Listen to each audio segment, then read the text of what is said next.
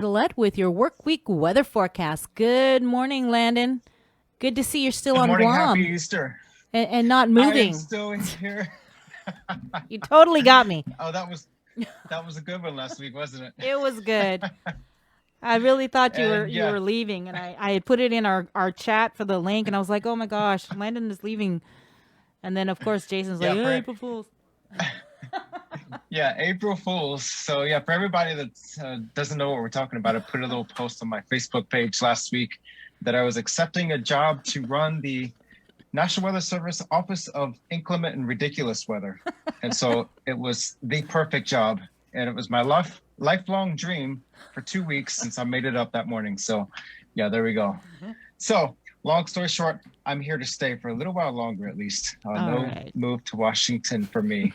Um, in the weather, we do have a lot to talk about. There's been a lot of development the last week or so within the world of weather. Does that mean a threat for us in Guam and the CNMI? Not so much, but there are some changes in the broader regional weather. For us, it's been very dry here at the National Weather Service here in Tijan, but elsewhere across Guam, we did have showers and thunderstorms. You remember on Thursday, I think Thursday and Friday, we had some showers over western parts of the island and then thunderstorms off over the western waters, just off of Vigania and Tumon Bays and Erode Point. Easter Sunday, we had some showers over Agate, but here it was dry at the office, but there were several inches of rainfall. What was that? That's what we call island convection. I'll get into that once we go to the slides, but let me turn the camera over to our animated loop. This is our visible, and now that we are broadcasting at 8:30 in the morning, I have some visible animation to show you now that we have daylight. Normally, I am eating lunch about this time on Mondays, but this time change, I get to sleep until 3 o'clock on Monday mornings now. It's great. So this is a visible. We have some upper and mid-level cloudiness that is gradually burning off, but then we have the low-level trade wind cumulus clouds pushing off from the east to the southeast over the island. Just some spotty showers with that, but we're going to flip over to the infrared, which shows us more of a continuous animated loop. And again, this is showing the void of deep convection and thunderstorms. So it's pretty easy going for the Mariana Islands. Once we zoom out, we are seeing that convection far to our south. And this is the area that I'll be talking about later in this broadcast. There's a lot of speculation in some of the numerical forecast models has been hinting at some tropical development in the next 1 to 2 weeks. The social media world, any weather enthusiasts in the social media world, they are picking up on this. And so you might be looking at different Facebook pages that are saying, oh my gosh, there's going to be a tropical cyclone somewhere in the region in the next couple of days. And that is a possibility. Is it going to be a threat for Guam and the CNMI? Not so much, but it's something that we will have to watch in the days to come. So this is what's going on in the region right now.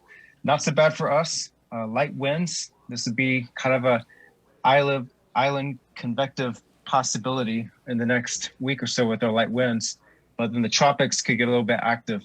I don't usually like to show the numerical forecast models because we have to, again, cipher through the gibberish and then we put out our best available forecast to the public. And I will warn you, when you see this next frame, don't panic because this is not certainty. This is just a forecast model. And in 6 hours, it will change. What I will be showing you are the differences between the American model and the European model. One model shows one scenario 10 days out. The other model shows a scenario 10 days out. And you can compare. This is what one of our models is showing us. This is showing a tropical cyclone. There's Guam and a cyclone south of us. But if we go to the other model, there's nothing there. It's a light trade wind flow of the island with a weaker system over Palau. So when you toggle between the two, you see the vast differences in the numerical forecast models. So when you're seeing social media pages and people are threatening typhoons in the region in 5 or 10 days, remember this is a numerical weather model forecast. And these changes occur every 6 hours when a new forecast model is run. So there's going to be some change.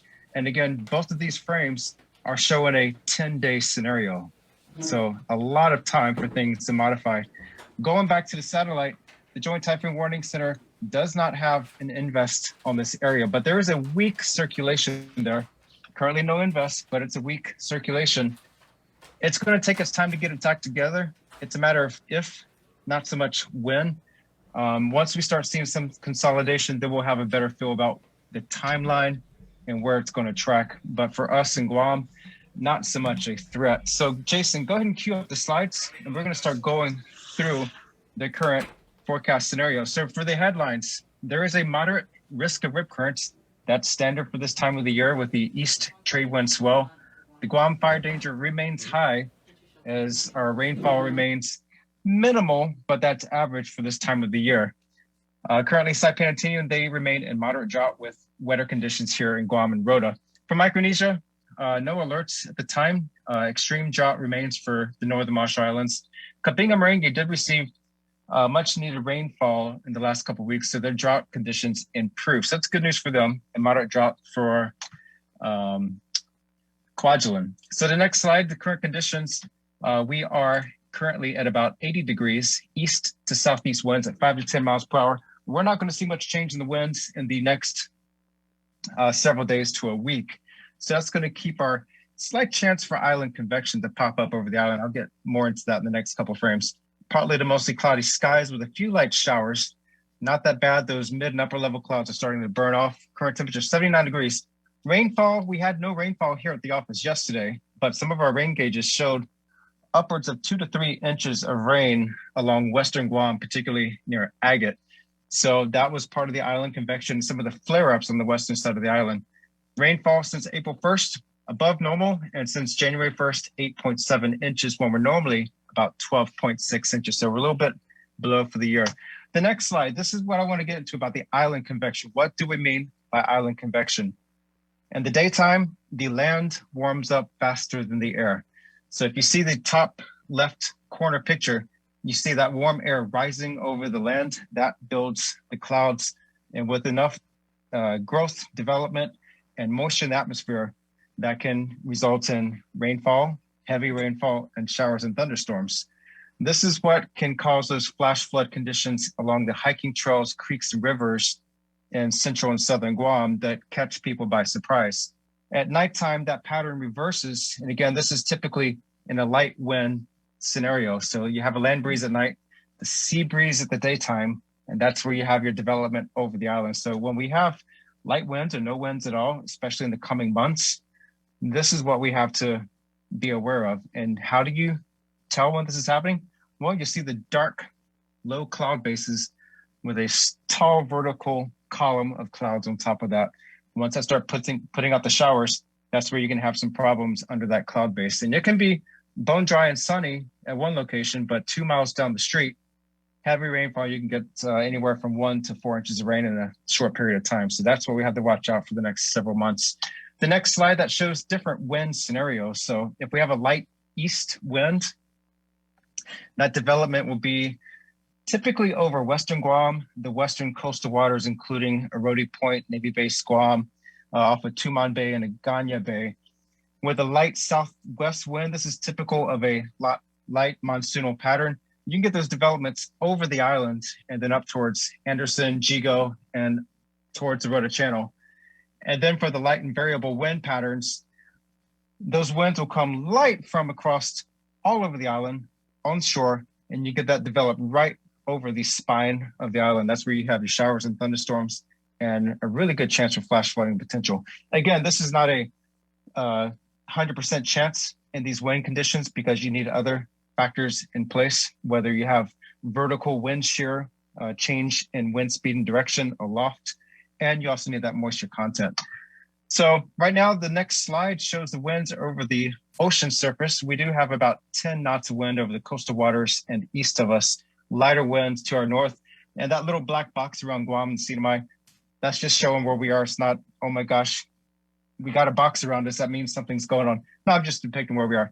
That orange box to our south, that is where I want to say that people within this box do need to pay closer attention to what's going on in Western Micronesia with that center of circulation. That's a very weak circulation at this time. Certainly no major impacts at this time other than showers and thunderstorms across the outer islands of Chuuk and Yap states. Again, this is going to be a development over the next 1 to 2 weeks that we'll have to watch out for. And again, the primary threats are going to be more for Yap and Palau beyond this weekend.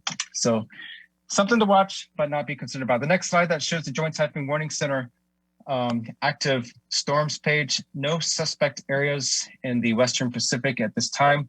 And that will probably remain unchanged, at least for the next couple of days until this circulation does get its act together. And it's more so likely to occur later this week. The next slide, that is our Ritidian buoy. Seas are about 4 to 6 feet with a northeast swell. That's going to flatline in the coming days with these light winds. So we're going to see seas about 4 to 5 feet through most of the week. And again, about 5 feet at the Ritidian buoy earlier this morning, primarily on northeast swell. So the week ahead, partly to mostly sunny skies today with isolated showers. Winds will be southeast at 10 miles per hour, becoming light through the day. Combined seas at 4 to 6 feet and southeast winds at 5 to 10 knots over the waters. Surf with a moderate rip risk at east 5 to 7 feet and lesser surf across the north reefs, west reefs, and south reefs. Midweek, we are looking at more showers and isolated thunderstorms beginning tonight through Tuesday night with a weak trade wind disturbance passing over the island. Nothing too exciting there. We could probably see the rain chances decrease just a little bit as we go through the day. Improving weather for the last half of the week. Winds will be light and variable. So again, we have that small chance of island convection. So watch out for that. Combined seas 4 to 5 feet and a drier weekend ahead. So finally, the drought situation. Again, abundant rainfall across most of Micronesia. Abnormally dry drought conditions for Guam and Rota, and moderate drought for Saipan and Tinian. And not much change for the week ahead. So that's all I've got for you today. Any questions? Yeah, I wanted to follow up on those two models you showed. It's still 10 days out, and it would be updated in 6 hours. You said one was the American model, and then the other one was a European model? Right? That's correct. Okay. So we have what's called the Global Forecast System, the GFS, and the European is the ECMWF. So those are more of the two more popular models, but there's many more numerical models out there that also put out forecasts. Which model showed that development near Guam?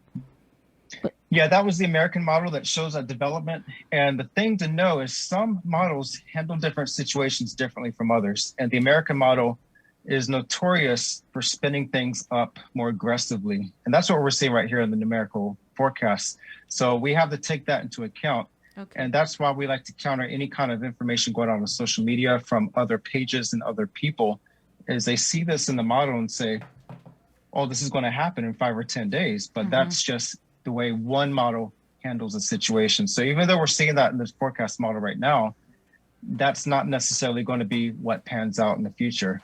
Right. So we have to take that with a grain of salt. And that's why the forecasters are here to go through the gibberish and put out the best available forecast. So between the two, which one do you guys kind of lean more toward? As far as intensity, we're leaning more toward the European, the ECMWF. That usually handles the beginning stages of development the best. But really, it depends on when that circulation starts to get its act together and starts to consolidate. And then we start seeing that motion. And then that's when we start getting our communication strategy here at the National Weather Service and putting out information publicly. So right now, it's something that we're watching. And the models have been spinning this thing up for at least the last several days. So when we see that, we know that things will ramp up at some point. It's just a matter of when. But the threat for us, very minimal for Guam. So that's the good news. All right. Thank you so much, Landon. Thank you, Landon. Always. Hopefully you get Happy to Easter. Sleep in a little bit with this new weather time we're doing. Maybe. We'll see. All right. Hey, appreciate it, my friend. Always. Happy Easter. Landon Aydlett from the National Weather Service with your work week weather, which now happens around 8:20-ish on